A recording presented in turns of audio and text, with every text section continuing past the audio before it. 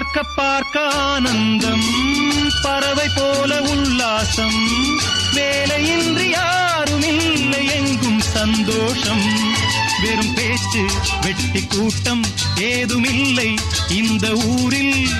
கள்ளம் கபடம் வஞ்சகமின்றி கண்ணியமாக ஒற்றுமை உணர்வுடன் வாழும் சிங்கப்பூர். அக்கரை சீமை அழகினிலே மனமாட கண்டேனே.